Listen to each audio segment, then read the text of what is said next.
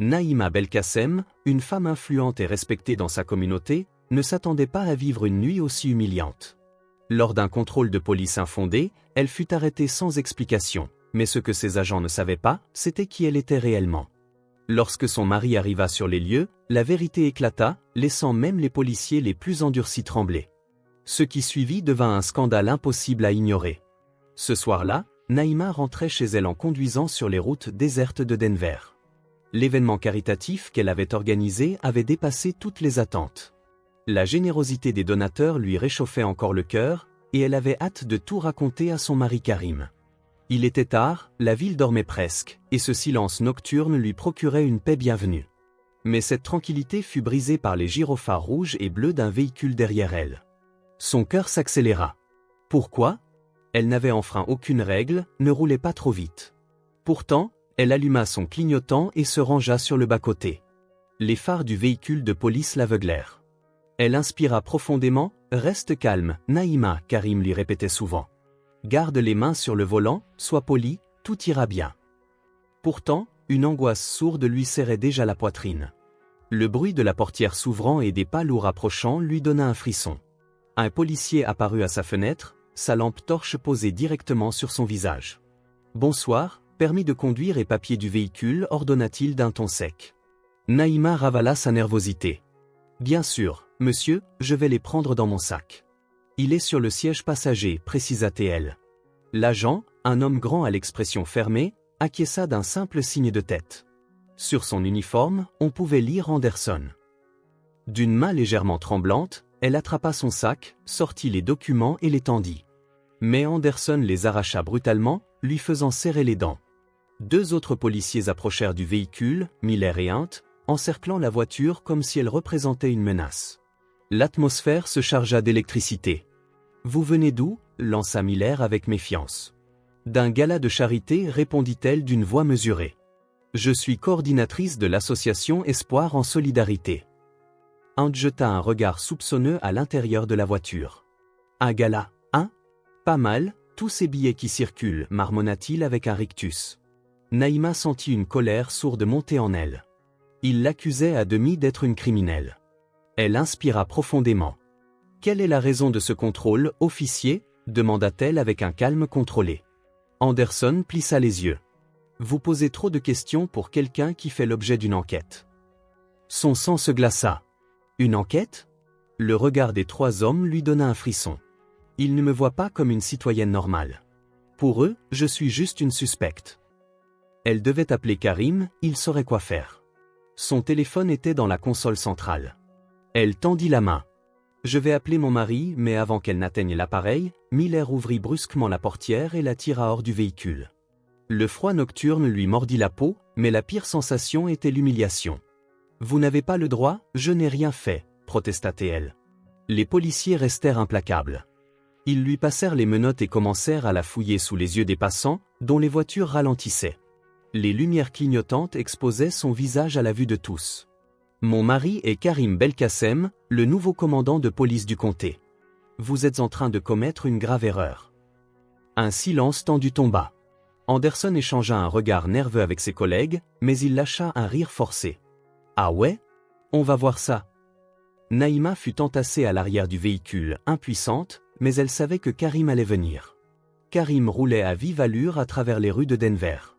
Son SUV filait, le moteur grondant sous la tension.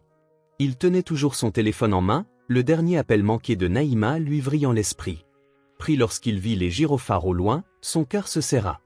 Il freina brusquement, sortit du véhicule et marcha d'un pas assuré. L'uniforme impeccable de commandant de police qu'il portait scintillait sous les réverbères. La simple vue de son insigne fit pâlir les agents. Anderson, Miller et Hunt se figèrent. « Que se passe-t-il ici » demanda Karim d'une voix froide. « Cette femme a refusé d'obtempérer » tenta d'expliquer Anderson. Karim s'approcha, son regard brûlant transperça le policier. Elle rentrait chez elle après un gala de charité. Où est l'infraction ? La foule commençait à murmurer, des téléphones braqués sur la scène. « Vous saviez qui elle était » demanda Karim. « Non, mais vous n'aviez pas besoin de savoir pour la traiter avec respect » rugit Karim. Le silence se fit. Hunt évitait son regard, Anderson transpirait. « Libérez ma femme, maintenant !» Hésitation, puis un ordre. Enlevez-lui les menottes, dit une voix plus grave derrière eux. Le lieutenant Marshall venait d'arriver. Karim croisa les bras. Qui a donné l'autorisation de cette arrestation? Marshall jeta un regard vers Anderson et soupira. On peut régler ça discrètement, commandant. Discrètement, répliqua Karim en montrant la foule et les téléphones allumés. Tout est déjà public.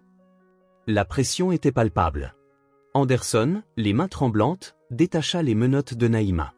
Elle releva la tête, les yeux brûlants d'émotion, et retrouva immédiatement le regard de son mari. Karim la serra contre lui et déclara à voix haute, « Ça ne s'arrêtera pas là ». La vidéo de l'arrestation et de la confrontation devint virale. La presse s'empara de l'affaire, dénonçant un abus flagrant de pouvoir. Les réseaux sociaux s'enflammèrent. Le lendemain, Karim tint une conférence de presse. Ce qui s'est passé ne sera pas ignoré, une enquête sera menée. À ses côtés, Naïma s'avança et déclara. Hier soir, on m'a traité comme une criminelle, pas à cause de mes actions, mais à cause de ma couleur de peau. De sa voix forte résonna les murmures. Ce n'est pas seulement mon histoire, c'est celle de tant d'autres, et aujourd'hui nous refusons de rester silencieux. Les applaudissements éclatèrent. Ce soir-là, un mouvement était né, et personne ne pourrait plus l'arrêter. Le lendemain, la situation de Naïma et Karim se retrouva au centre d'un tourbillon médiatique. Leurs visages étaient partout, à la télévision, dans les journaux, et sur tous les réseaux sociaux. Des milliers de personnes soutenaient leur cause, des anonymes aux personnalités publiques. Des manifestants se rassemblaient dans les rues, demandant justice pour Naïma et dénonçant la brutalité policière. Les hashtags justice pour Naïma et luttons contre l'injustice envahissaient les plateformes. Naïma, quant à elle, se trouvait à un carrefour de sa vie. Elle avait toujours été une femme forte et indépendante, mais cette épreuve avait changé quelque chose en elle. Le regard des autres, leur soutien inébranlable, mais aussi les questions sur ce qu'elle pourrait faire de cette attention soudaine, la poussaient à réfléchir profondément. Dans les jours qui suivirent, Karim et Naïma décidèrent de prendre une décision importante. Ils allaient se battre pour plus que leur histoire personnelle, ils allaient utiliser cette plateforme pour attirer l'attention sur les injustices systémiques qui touchaient des milliers de personnes chaque jour. Le couple se rendit dans un centre communautaire de Denver, où ils rencontrèrent des avocats, des militants et des représentants de la société civile pour discuter de la manière dont ils pouvaient structurer leur mouvement. Ils mirent en place une fondation, Espoir en solidarité, destinée à aider les victimes d'injustices policières et à promouvoir la réconciliation entre la police et les communautés. Karim, en tant que commandant de police, était en première ligne pour porter ce message. Bien que ses collègues le regardaient parfois avec suspicion, il restait déterminé à faire la différence. Il savait que le changement ne viendrait pas facilement, mais il était prêt à tout sacrifier pour que la justice prévale. Naïma, quant à elle, devint l'une des figures les plus en vue du mouvement. Elle prenait la parole lors des rassemblements, racontant son histoire, mais aussi celle de milliers d'autres victimes. Sa voix était un cri de ralliement pour ceux qui n'avaient jamais eu l'opportunité de se faire entendre. Mais ce combat n'était pas sans obstacle. Des politiciens influents, des agents de l'ordre récalcitrants, et même des groupes d'intérêt commençaient à s'opposer à ce mouvement grandissant. Ils tentaient de minimiser les événements de la nuit fatidique, de discréditer Naïma, Karim et leur fondation. Des rumeurs circulaient, des mensonges étaient colportés, et les médias, toujours avides de sensationnel, cherchaient à transformer l'histoire en un drame d'amour et de vengeance. Cependant, chaque attaque ne faisait que renforcer leur détermination. Naïma et Karim savaient que leur lutte venait à peine de commencer. Ils commencèrent à organiser des rassemblements nationaux, invitant des personnalités de divers horizons à partager leurs propres expériences et à soutenir leur cause. Le mouvement prit de l'ampleur. L'arrestation de Naïma, qui semblait être un point culminant de sa vie, était en réalité le début d'une transformation bien plus grande. Un jour, Naïma se retrouva sur scène, devant des milliers de personnes, avec un sourire déterminé. Elle n'était plus simplement la victime d'une injustice, elle était devenue la porte-parole d'un changement radical, et son influence allait bien au-delà de ce qu'elle avait imaginé. Elle prit une grande inspiration, avec une voix forte et claire, lança. « Nous avons tous un rôle à jouer. Ce n'est pas un combat pour moi, ce n'est pas un combat pour mon mari. C'est un combat pour toutes les personnes qui ont été ignorées, négligées et oppressées. Nous ne serons plus réduits au silence. Nous allons faire entendre nos voix, et ensemble, nous allons construire un avenir où chacun, peu importe sa couleur de peau ou son statut, sera traité avec dignité et respect. » Les applaudissements furent assourdissants. Le mouvement était en marche. La route serait longue, mais pour la première fois, Naïma sentit qu'elle n'était pas seule. Si ces histoires vous touchent, alors imaginez plonger encore plus profondément dans des récits inspirants et bouleversants. Des histoires vraies, des parcours de vie extraordinaires, des combats contre l'injustice et des triomphes qui défient toutes les attentes. Découvrez Je sais pourquoi chante l'oiseau en cage de Maya Angelou, Une vie de Simone Veil ou encore Nelson Mandela La couleur des sentiments, des témoignages puissants de résilience et de courage. Si vous aimez les grandes histoires de revanche et de justice, Le Comte de Monte Cristo ou Ne tirez pas sur l'oiseau moqueur vous captiveront. Et pour des récits qui célèbrent la différence et la force intérieure, Wonder et La couleur des sentiments sont des incontournables. Vous trouverez tous ces livres en description de la vidéo, n'hésitez pas à cliquer pour les découvrir et vous laisser emporter par ces histoires qui résonnent avec celles que nous racontons ici. Ce sont des liens d'affiliation, c'est-à-dire que si vous achetez un livre en passant par un lien, nous toucherons une petite commission, ce qui aide la chaîne à se développer. Nous vous en remercions d'avance. Avant de partir, dites-nous d'où vous regardez cette vidéo dans les commentaires.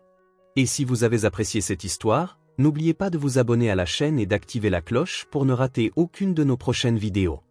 Nous publions 4 vidéos par jour, à 7h, à midi, à 15h et à 19h, et ce tous les jours.